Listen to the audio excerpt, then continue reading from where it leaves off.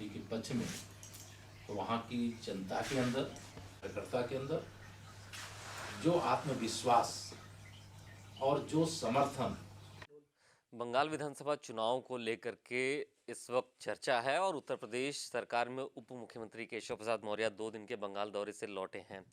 वहां पर माहौल क्या है ये समझते हैं। सर, आप वहां से हो के आए, 2 दिन आप वहां पे रहे। इस बार चर्चा है कि बड़ा एक बदलाव देखने को मिलेगा, ये पार्टी क्लेम भी कर रही है। आप वहां जाकर क्या महसूस किए, क्योंकि यही बात टीएमसी कहती है कि हमारी सरकार रिपीट हो रही है। देखिए, मैं जो हाल उत्तर प्रदेश के विधानसभा चुनाव 2017 के जो हुए थे, समाजवादी पार्टी का और बहुजन समाज पार्टी का हुआ था, उससे बुरा हाल पश्चिम बंगाल के अंदर टीएमसी का होने वाला है। जो माहौल, जो लहर, जो वातावरण 2014 के लोकसभा चुनाव में मोदी जी को प्रधानमंत्री देश का बनाने के लिए आम जनता के अंदर था, मैं उत्तर प्रदेश की दृष्टि से ही जब हिसाब लगाता हूँ तो 80 में से 73 सीट हमें दे देते हैं, और जब विधानसभा का चुनाव होता है तो 403 में से 325 हमें सीटें दी जाती हैं। और जब इस प्रदेश के दो सबसे दिग्गज राजनीतिक दल जो अपने को समझते थे मिल करके 2019 में लड़े, तो हमें 64 सीटें उत्तर प्रदेश के अंदर मिली और 51% वोट मिला।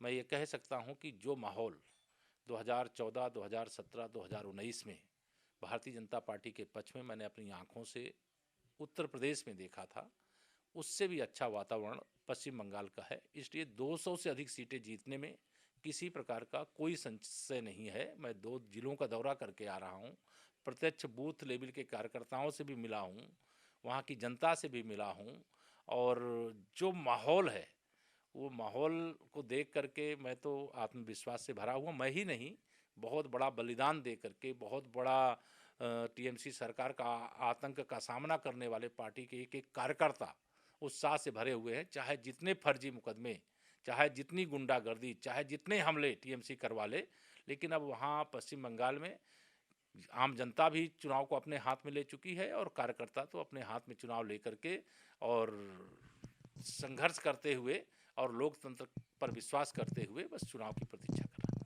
सर, प्रशांत किशोर जो कि 2014 में प्रधानमंत्री नरेंद्र मोदी के साथ उन्होंने काम किया था, वो साइंटिफिकली सर्वे करते हैं। उनका कहना है कि आप 2 अंकों तक नहीं पहुंच पाएंगे, अगर पहुंच गई बीजेपी तो वो अपना काम बदल देंगे।